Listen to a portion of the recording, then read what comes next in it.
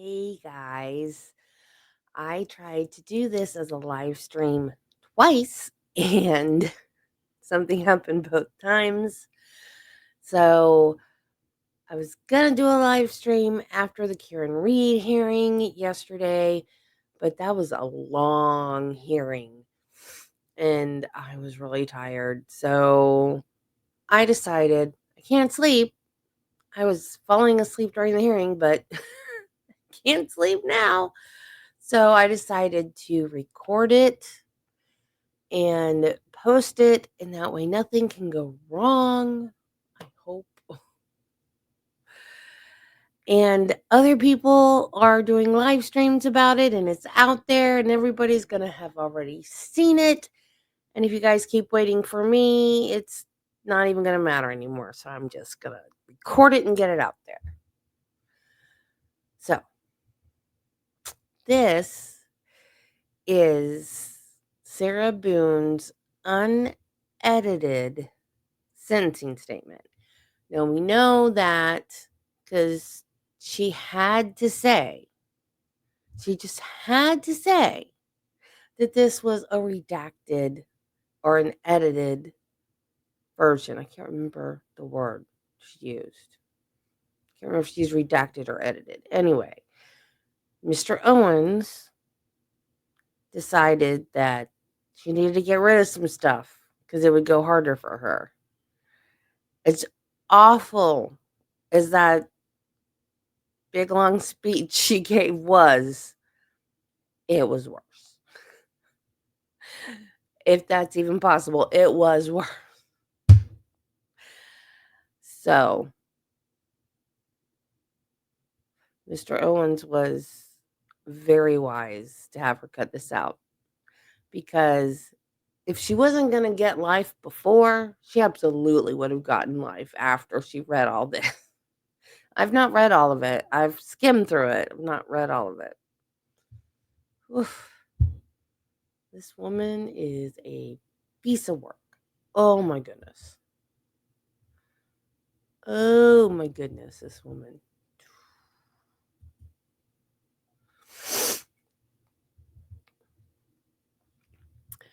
Mr. Michael Kraynick. Mr. Not Judge. Mr. Michael Kraynick. I am enclosing, please, my complete statement to you in the world as I partially read during my sentencing hearing. So this is a little thing she's added to the beginning to explain why she's sending him this. She just has to have the last word. By my reserving particular parts of my very true and meaningful statement, I was hoping to have been graced with your forgiveness, understanding, and consideration in any level or degree. For me, unfortunately, and regardless of whom I had speak on my behalf, or the number of, your ignorant mind was already made up. By your clear error and full-blown unfair bias against me, since your involvement in my crucible case as a whole, I have been unsuccessful in receiving anything from you as a supposed fair and neutral judge, except for your wish that I spend the rest of my life in prison. Please know and always remember, Mr. Kraynick, I forgive you, still and sincerely. Please understand also the judge, according to Cicero, is never to lose sight that he is simply a man and that he cannot exceed the power given to him by his commission, that not only power but public confidence has been given to him, that he ought always very seriously to attend to his wishes, but to the requisitions of law, of justice, and religion. I am excited in my appeal, which speaks for itself. My case law as well, in which I am extremely proud to have achieved and will continue doing so now that I am no longer in your corrupt court and free from your malevolent judicial grip. I hope she gets granted a new trial and that he is her judge for the second trial. I really, really do.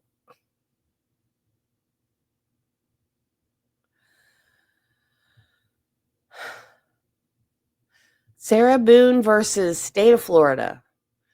I also have added to my statement, as a result of your blindness and impartiality, foremost your disgust in me as being an outspoken woman, determined defendant, and proactive client, hoping the next time you put on your listening ears and do not unfairly oppress the next as you have so blatantly done me, you will never admit your many judicial errors, nor will the prosecutor theirs, and I will never admit to what you have wrongfully accused me of and judged me as. I am not a murderer. I am a survivor. Sarah Boone.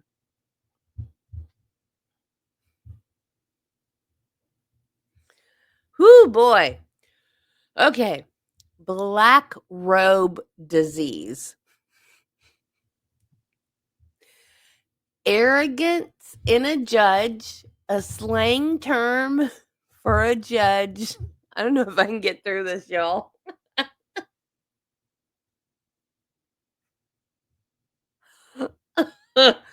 Oh, my word. Black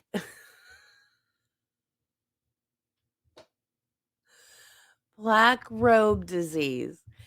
Arrogance in a judge, a slang term for a judge who flaunts judicial power and dominates proceedings at the expense of the dispensation of justice. Impartiality is the first duty of a judge before he gives an opinion or sits in judgment in a cause.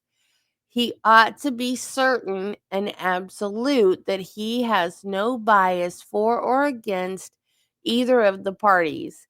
If he has any interest, even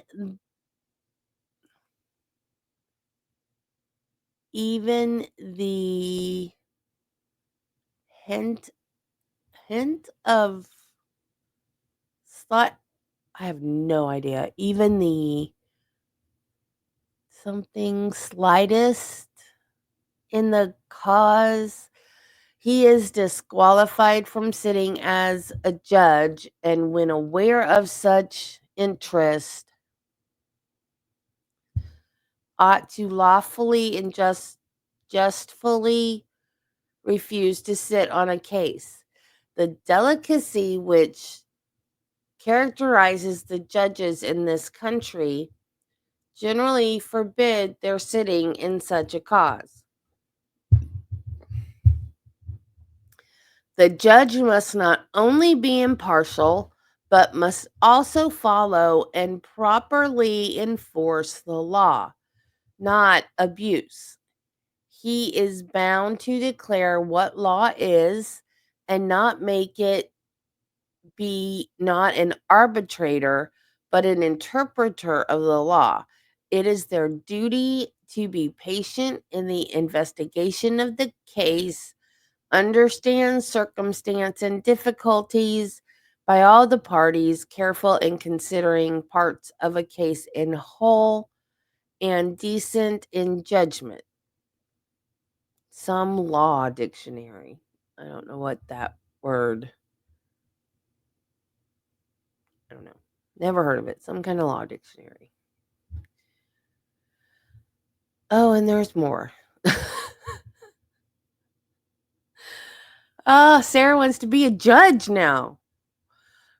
But at the risk of practicing judicial synthesis,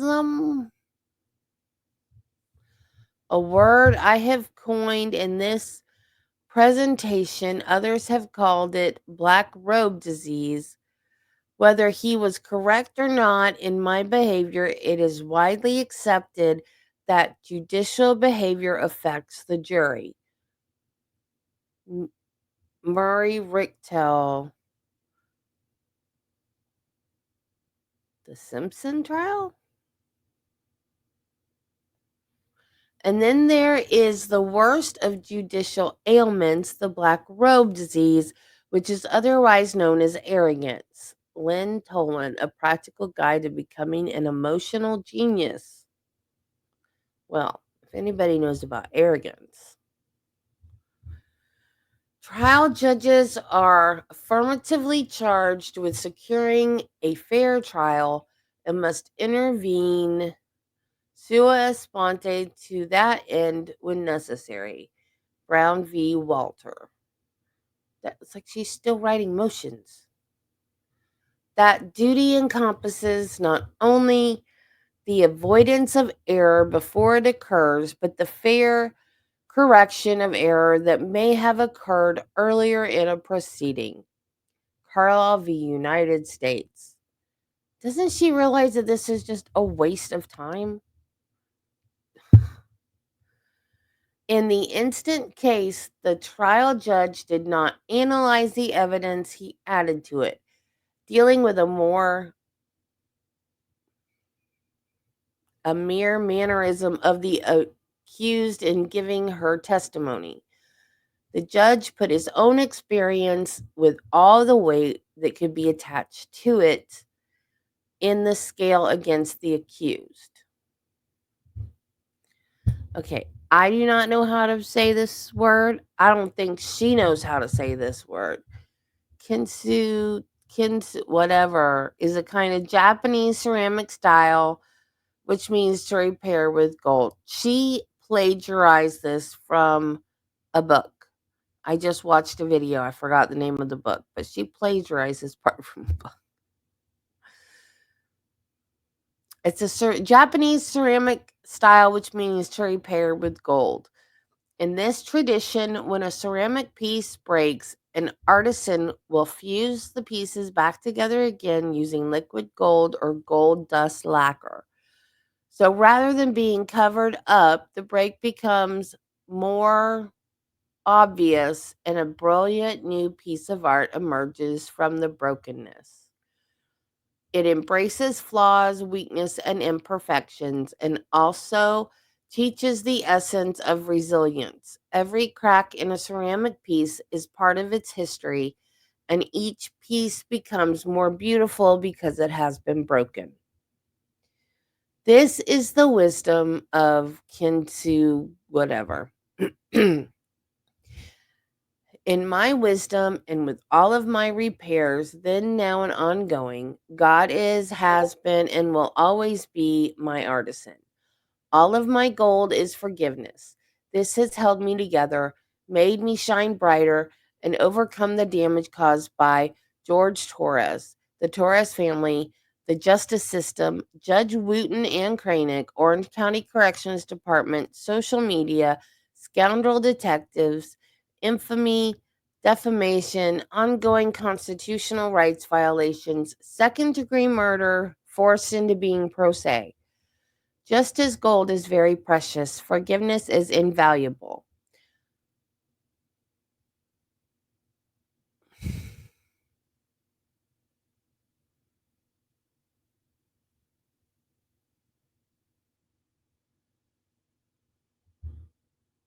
Did something get left out right there? Oh, it went from page 1 to page 3.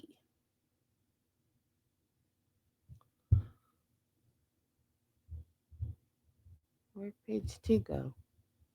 Forgiveness is not an attempt to change or forget who, what, or how you've lived through to be so gold, but an act of grace, humility, and considerable self comparison to be set free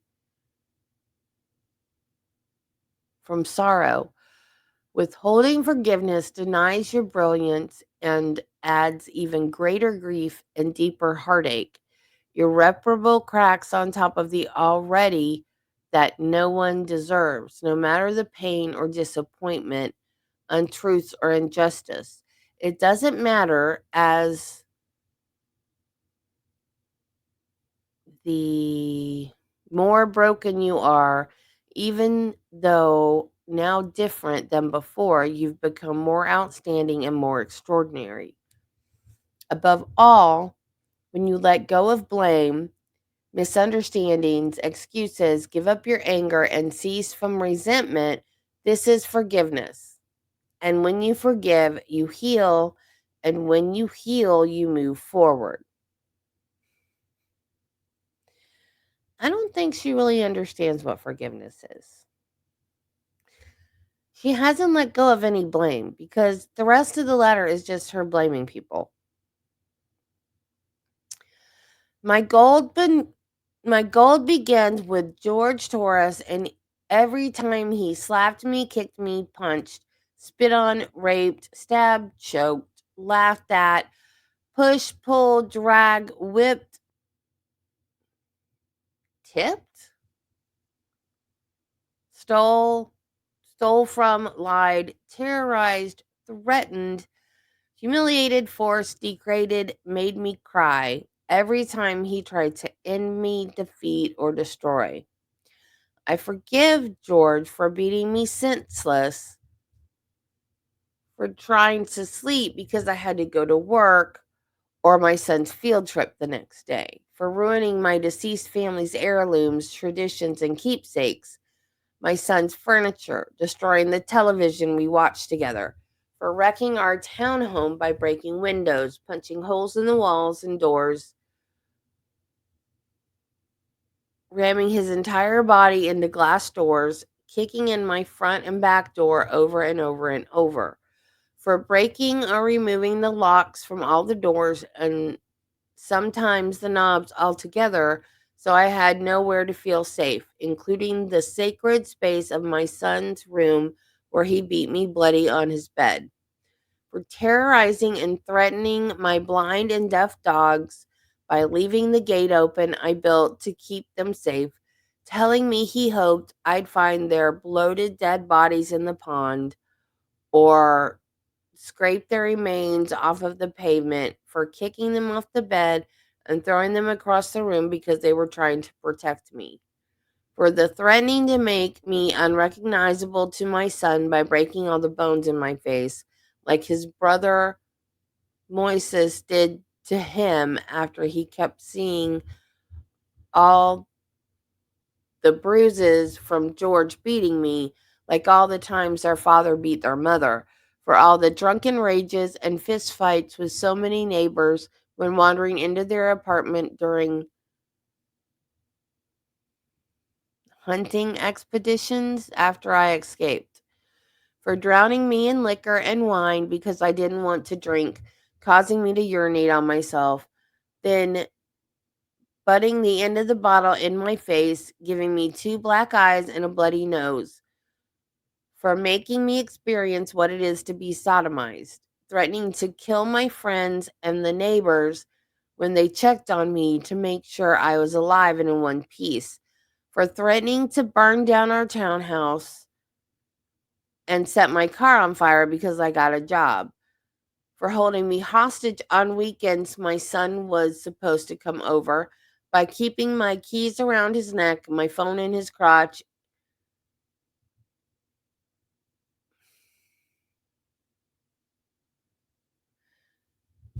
and a butcher knife. Dang, her writing's getting worse. And a butcher knife stuck in the middle of the table as a warning not to ask for anything or try to leave. For stabbing me in the leg and not letting me call 911 for an ambulance or seek help, where I nearly bled to death while I concocted a lie to save him from being arrested, for destroying my phone with a hammer because my son called, for me experiencing ever being arrested and after today prison, for beating me almost blind, crushing my occipital lobe, for having me experience what it means to see stars, like in the cartoons where a character has a tall bump on their head, and I had that too many times. Dragging me downstairs by my hair in the middle of the night just to sit next to him. For taking my car driving drunk with my debit card to buy more alcohol while I slept, even after I kindly explained the importance of my car to take my son to school foremost, me to work, and him to his battered intervention classes and probation officer meetings, where I would be forced to sit for hours in the parking lot waiting for him. That's funny that she's complaining about that now, because in the interrogation room when she's talking to the cops, she was pretty proud about that, how she was helping him with his whatever he had to do. For causing me so much trauma and pain, mentally, physically, emotionally, I had to be hospitalized more than once. For destroying my reputation and integrity, for my M for murder scarlet letter, not letting me feel safe to live, talk to other people, spend time with my son, have a job, friendships, simply go to the bathroom with the door closed, or go to sleep soundly or comfortably. I forgive George for lying, for him trying so many times to end me with his terrifying love. Terrifying love.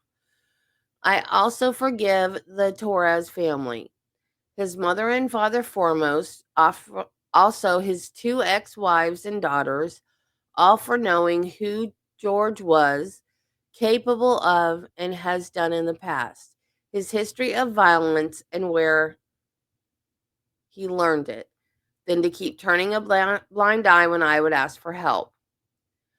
All of his siblings, including Farrell Torres, who is now on his way to prison for stabbing the mother of their baby in the side of her head, for everyone who knew what George was doing to me, sometimes how and when, but allowed and enabled. I forgive them for caring too late. I hope they all ask themselves, while quiet and comfortable in bed at night, the uneasy question: what could I have done to stop this from happening to both of them? And after all the time Sarah tried to by asking for help from all of us and so many times. Another great contributor of my gold is social media, with its greed, insensitivity, deception, obvious exploitation, and advantageous gain from my criminal case as a whole, and for sentencing me by anticipation as a result of ignorance and hate conjured and fabricated by the organized crime that is social media, which condemned me in the court of global public opinion since the beginning. My family law case is the new prey waiting to be picked apart and pillaged from me being made infamous by social media in my criminal case. It simply seems I cannot forgive and be forgiven and move forward. Sarah, if you're watching this, I'm not going to touch your family case. That is none of my business. I'm not going to. That's between you and Brian, and not messing with it.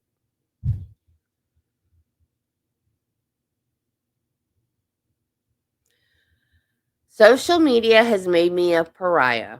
It has caused great oppression and undeniable disadvantages, especially by broadcasting and manipulating my cases online. In my criminal case, as a result, my opportunities to be given a fair, proper, and uninfluenced successful conclusion was heavily depleted and poisoned. I forgive them.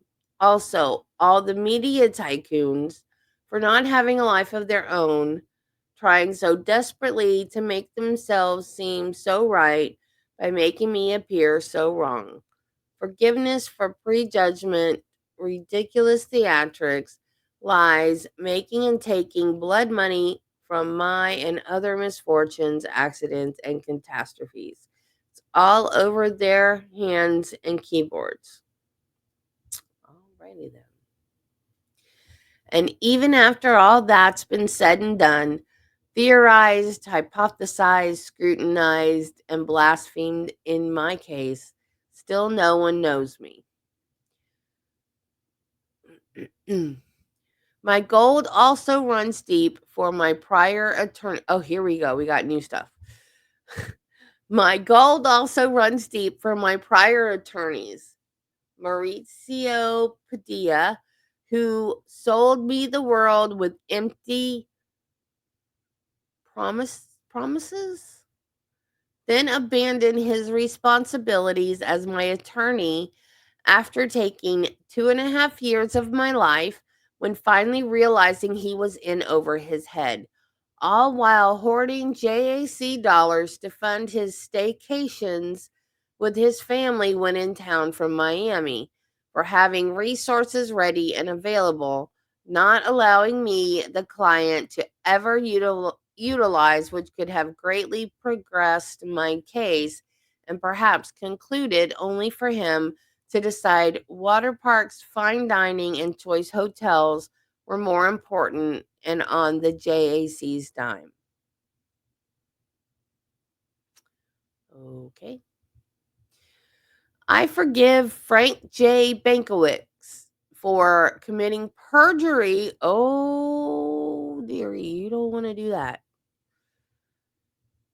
For committing perjury to the judge and on court record about my attempts to be a proactive defendant and client inquiring about my discovery, then trying to communicate with no answer or correspondence in any manner for 1 full year and 2 months before I was able to finally meet with him in the courtroom, only to receive his motion to withdraw. Frank J. Bankowitz is forgiven for his greed in taking $15,000 from the JAC, who honorably aid indigent defendants as myself for taking advantage of and robbing the justice system by lying and avoiding clients taking their money and the JACs. Sarah, that is not how you forgive people. Winston E. Hobson receives my forgiveness, who also unethically perjured himself to the judge and on court record about all the progress and attorney work he did in my case for the 2 months he was court appointed, as for his allegations of my supposed unethical request, which meant me asking about my discovery and trying to have him file a motion for my lawful inclusion to my pretrial conference cited under FRCP discovery rule, whatever. I wanted to be included in my case and no progress from being excluded by Bankowitz and Padilla over 3 years prior. Forgiveness also in telling me he would return in a week with my discovery, only to receive his motion to withdraw in the meantime, still not receiving my discovery, and I filing my own motion asking me to go to all my hearings, including my pretrials. Continued forgiveness in his greed and selfish intentions, also for robbing the JAC and indigent defendants at $15,000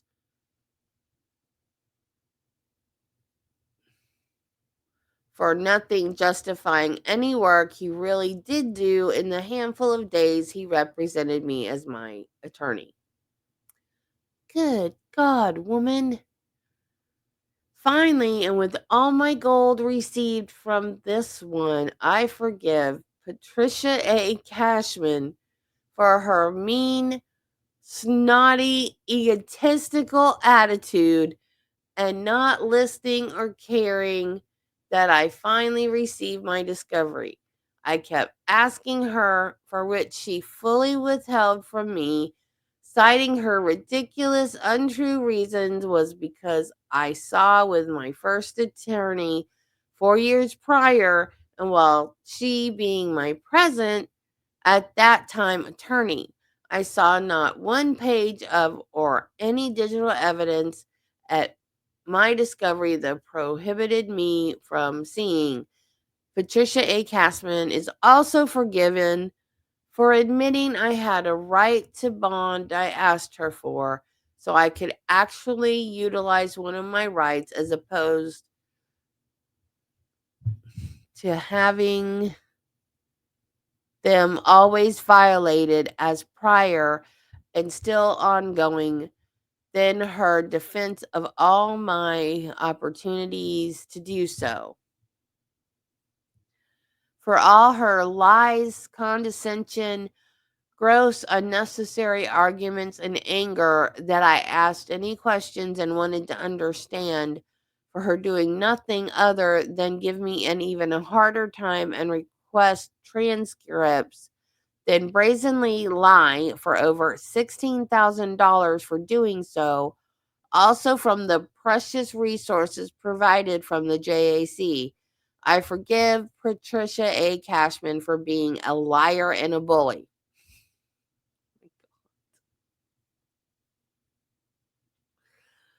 Oh, this is not how you forgive someone, y'all. This is just a list of grievances. This is just her way of getting to say F you to everybody under the guise of saying, I'm forgiving you. This is so uncool. Forgiveness for all those who did not include me to receive my. She wants to be paid? Oh my God. Oh, oh, oh, no. No. Oh, oh, oh, oh, no, no.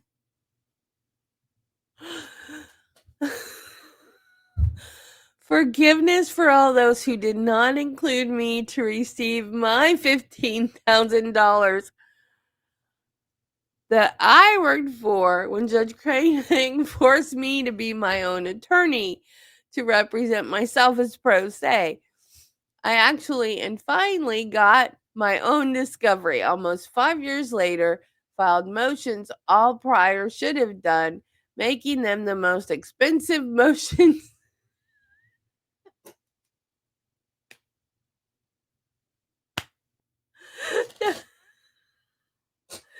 the most the most expensive motions ever and over $46,000 between the three prior attorneys, Frank J. Bankowitz, Walter E. Hobson, Patricia A. Cashman. Would they have done so when supposedly representing me? The motions would have been priceless for the proper use of the JAC funds toward ethics, professionalism, honesty, and freedom. I honorably utilized my JAC resources and mentorship as a proactive, indigent defendant, avidly defending myself against the liars, thieves, and real villains in my criminal case. Who really is the criminal? The JAC can hopefully include their forgiveness for them also.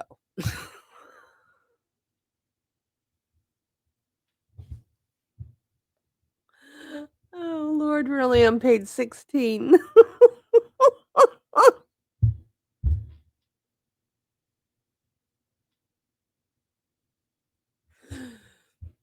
Man, I needed this after that. Karen reading hearing today. Judge Wooten and Kraynick, I have great forgiveness for also, I guess that's for you also, in not protecting me and listening to my valid requests for judicial intervention. So sorry. So I could properly and fairly defend myself against my charges. Instead, I had to defend myself against the attorneys, all appointed by the judge's court, against their lies and exaggerations, reasons unjustifiable why they were really creeping away from the battlefield and abandoning their professional duty as my attorney. Judge Kraynick, I forgive you for not giving me any opportunity to stand at your pulpit, to stand at all, to explain the real truthful side of the story. You did that on the stand. I believe if the justice system, including yourself, would and should have done any vital homework on the already almost see-through attorneys from being spread so thin and simply sending an email to care about their present workload, that's not the judge's job.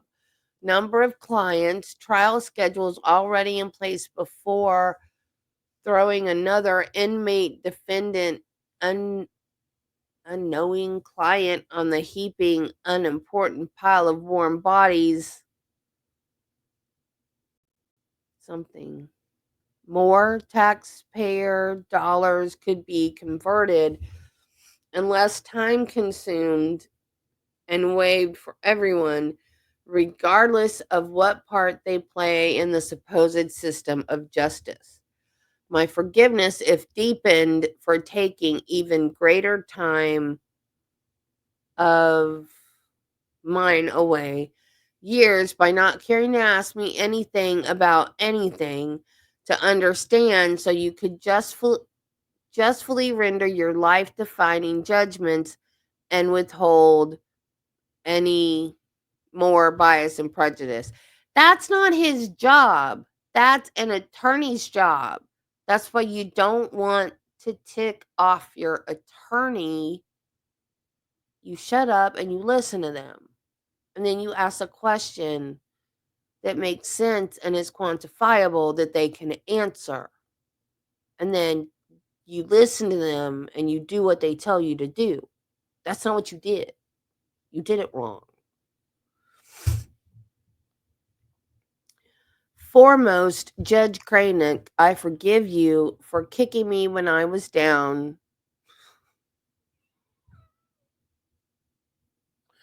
No, I can't even.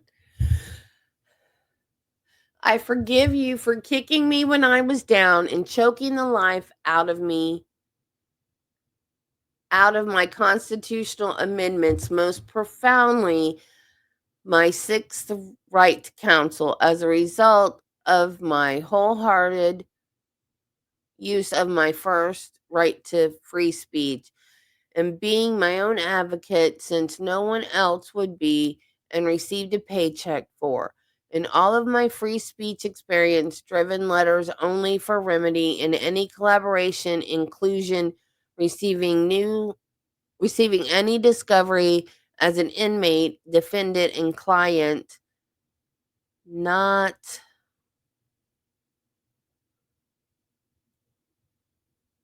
removal, defendant and client, not of any attorneys to cause more delays or any reason or excuse you may try to force on me, and when all have already, sorry. Her handwriting's getting worse. She must have been mad when she wrote this, because I usually don't have a hard time with her handwriting. In all of my free speech experience driven letters, only for remedy in any collaboration, inclusion, receiving my discovery as an inmate, defendant and client, not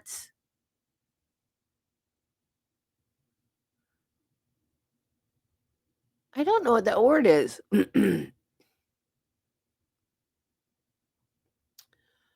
Not something of any attorneys to cause more delays or any reason or excuse you may try to force on me and have already inappropriately accused me of doing prior with your heavily insinuated strategies of something to try and deflect the glaring red flags, disappointments, and true crime in and of at the justice system. To this day and all forward, I do not forfeit my rights, any of them, ever, especially my right to be bold, outspoken, and right in my real life experiences with the legal and justice systems. You went there, Judge Kraynick, in anything, no meetings, phone calls, visits, and still took my rights and oppressed harder. I must now defend myself against you, praying you do not care too late as all the others and retaliate further against me as a still proud citizen of the United States of America and freely, excitedly using my God given rights to still try and defend myself, to stand all the way up for you to remove my freedom altogether by my allowing and approving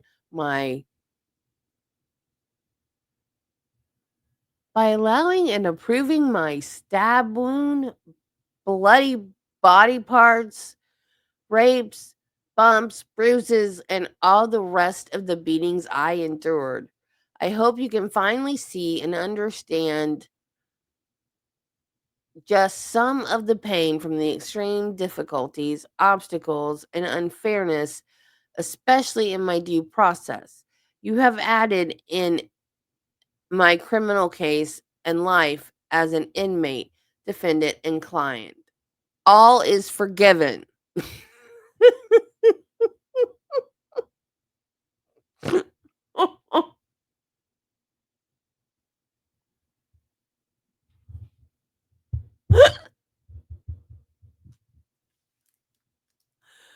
Oh my goodness.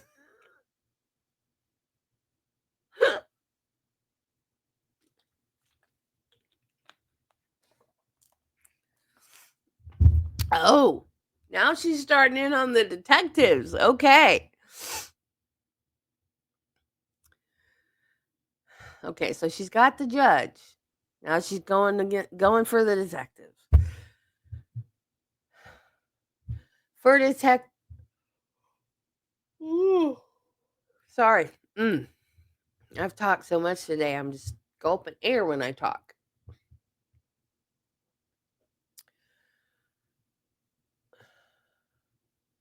For detectives Copsel and Lowen, I forgive their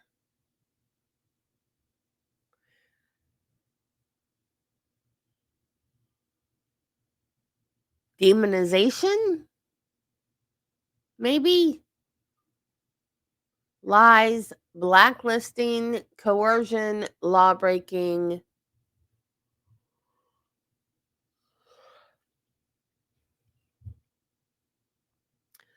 solicitation of my case before I even arrive at the corrections department to be booked and fingerprinted. This can be seen in my unbeknownst interrogation video where I ask what they are doing, what all the pinging was during their texting swarm, while I naively sat there waiting to be arrested, which they know would happen the day before. For Copsel had bald face lying on the stand to the judge in court on record. She didn't tell me to come to the station to pick up my phone. Why else would I go? I didn't even know about the surprise interrogation. Oh, lie. You knew You knew they wanted to ask you more questions. I forgive them for also lying how the news showed up to record my walk of shame, handcuffed and confused on camera. I forgive them for trying to make me lose from the beginning by starting the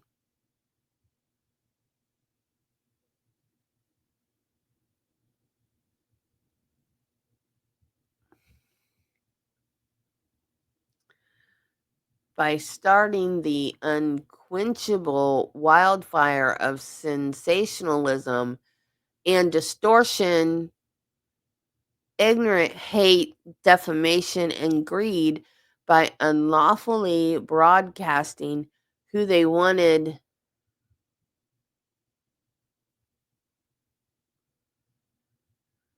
the world to think I was by their schemes, learned lessons, and fraudulent stratagems from the school of manipulation and taking advantage.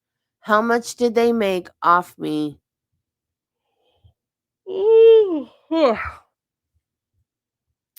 How much do they make off of me and still are for calling it in?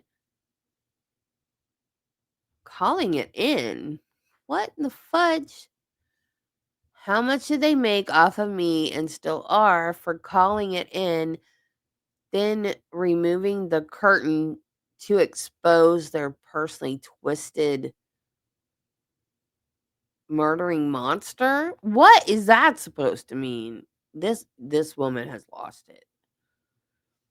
Also, my forgiveness and greater gold comes from wondering why nothing viable in my defense was taken from my townhome, aka the crime scene, to aid in my truth, such as the butcher knife, 5-pronged garden claw, or hammer under the table together outside, where George had easy access for use if I tried to leave or call for help while being held against my will during his rageful binges. Or my bloody pillowcase stained from me being backhanded because I hid the magnum sized bottle of vodka from him. Why weren't any crime scene photos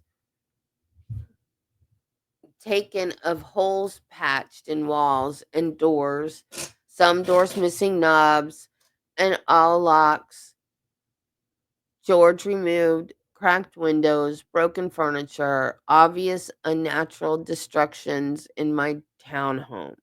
How and why were those missed, uncared about, or not questioned so I could explain some of my terror? Part of that was in there. Was part of that about the detectives in there? I remember her saying something about the detectives, but I don't remember all of that.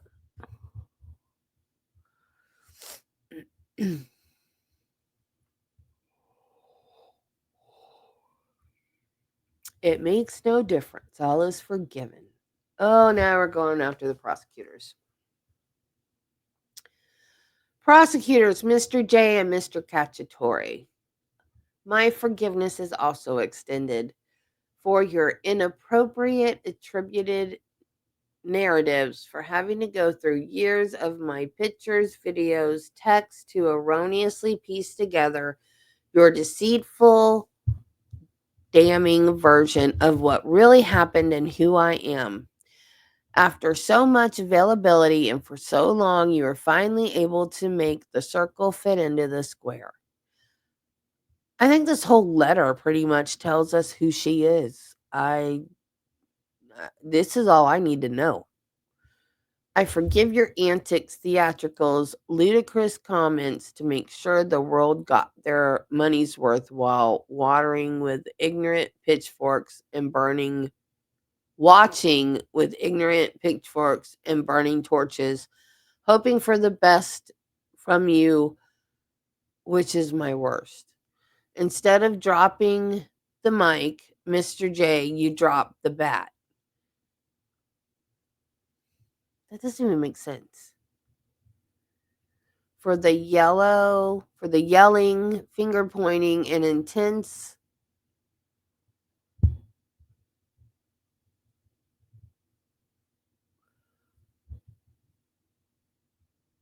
I don't.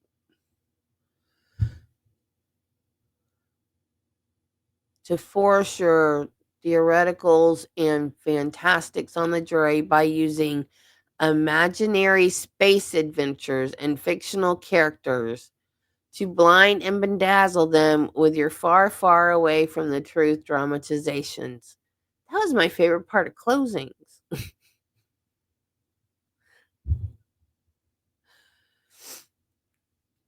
In all of your pieced together productions, I forgive you most for never seeing the light in people, their human goodness, humor, and big hearts. You wake up to seek out the opposite, to condemn to take lives in your own way. See the good that does exist in all of us, inherently and unforced, even as the proud Mr. J stated, the kicked dog that bites. Mr. J, who kicked the dog in the first place. In my wisdom, it's usually best to leave sleeping dogs lie than they don't bite. My gold goes out to the jury, not for not understanding my cracks, from being blinded from the injustice and malpractice in all of the judicial and prosecutorial errors,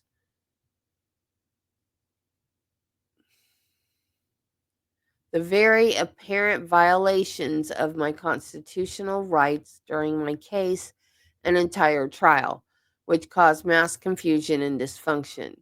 I forgive the jury truly for being weary from this confusion and dysfunction, also from being human and tired. She forgives them for being human. My God.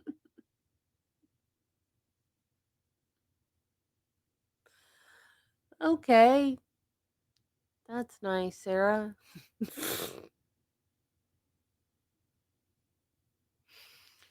Oh Lord, I lost my place. Ah!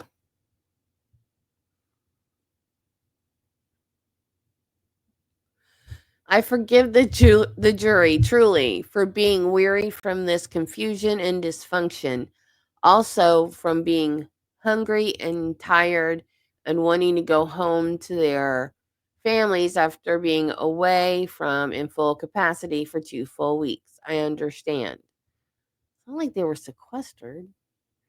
From this and their brash, misguided, corrupted decision that only took an hour and a half,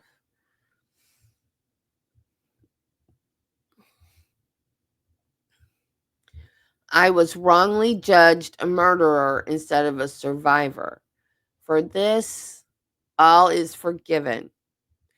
For this, I can still survive and stand tall, having an even greater, the greatest opportunity to finally be understood in the Supreme Court for my appeal. I didn't lose. God just wanted me to win in a different way. Freedom and forgiveness. This woman truly does not know what that word means. She should have been the one asking for forgiveness, not the one handing it out. In the end, I forgive myself. Oh, she doesn't need to ask for forgiveness. I forgot about this part. She forgives herself, so she doesn't need to ask for forgiveness. In the end, I forgive myself for not choosing my life sooner, for not being more brave, vigilant, bolder, and outspoken, stronger mentally, physically, emotionally, spiritually, for being hopeless, desperate, simple minded, weak, and inexperienced. I forgive myself for not realizing I was enduring a life of domestic violence and that the vicious cycle of never ends. I had nothing to compare to. I've never been hit by a man ever before in my life. I was raised hitting a woman was wrong and should never happen. No excuse. I forgive myself for not escaping permanently, for not fighting back sooner to save myself, my son, my dogs, home, and car. Having 2020 hindsight, thinking of everything I could have done differently or better to avoid the outcome. I think about this every day since. Also, of all the good days we had together, for him at least, while I was constantly in hyperdrive, high alert, and paranoid, making sure I did everything right all the time, I knew if not, the great possibility I would end up as George threatened me with so many times before. I forgive myself for falling in love with a monster, and no matter how grotesque he may become, I still loved, hoped, and forgave. I tried breaking the spell so he wouldn't be a monster anymore. I saw who he was inside. George made me then, now, and always love him, for all of his cracks also. We made each other our own brilliant piece of art from the cracks and repairs. Unfortunately, not all cracks can be.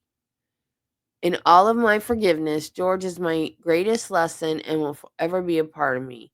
I think of him every day and still speak to him when alone on the rec yard.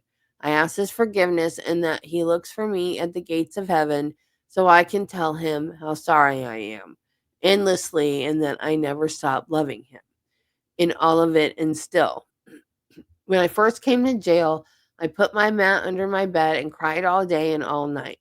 For months, only falling asleep from being so exhausted with grief. I wrote him letters. I wrote his family and his daughter apologizing and asking for their forgiveness. But due to fear that my life or sons would be jeopardized, I did not send. I am sorry. I cannot begin to fathom any of their grief and sadness. Forgive me. Almost everything reminds me of him. Seeing my stab wound every day, especially. It truly reminds me all I really did live through. George haunts me. He is everywhere. I believe because I still do. George haunts me. He is everywhere. I believe because I do still love him, think of him, and miss him, his laugh the most. In my heart, I know he is with me and understands that this tragedy was not intentional. I hope, there we go, guys, unintentional. I hope everyone can, his family foremost. I didn't mean for this to happen. Please wholeheartedly know that, and always, I would never. Forgive me, George. Forgive me, Torres family. Forgive me, Judge Kraynick. To the entire planet. The entire planet. Forgive me. I graciously and hereby ask for consideration for forgiveness to be extended instead of judgment, for a reconciliation and restoration for all of us to move forward. My apology is profuse and ceaseless. Allow me, please, to brush off the muck, wipe the blood off my face, and fix the cuts in my skin. I ask for understanding in what really happened and for how long, for second chances, repentance, and redemption, to advocate for all domestic violence survivors, to help them overcome, heal, and still hope, always to make their voices heard, to confidently walk with all of their scars on the outside and inside, to help them not ever become a casualty of domestic violence as so many others, to stop the abuse and maltreatment before it's too late. There is always hope. You can survive. In my soft spoken conclusion, I ask that would I be the darling mother, celebrated woman of the year if it were I who died? How many daughters, mothers, sisters, aunts, grandmothers, nieces, and friends have been because they did? I am a survivor.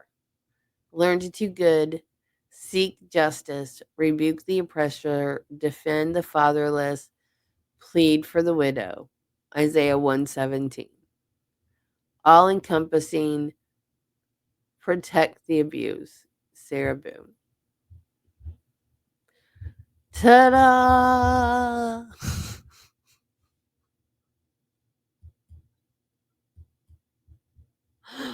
Oh my god.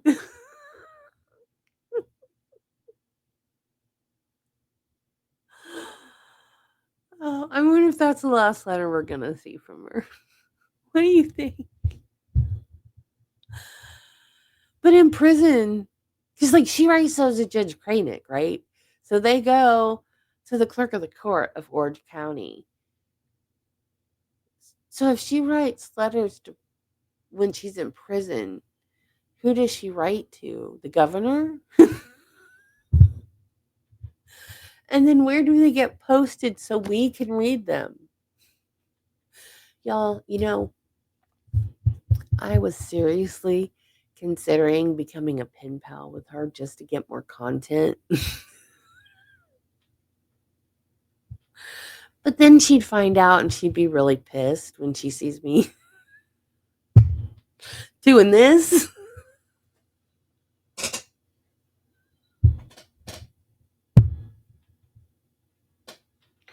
Okay, guys, this is sleep deprivation. It is 1:45. And I am very tired, but I can't sleep. Bye. I'll see you guys in the morning.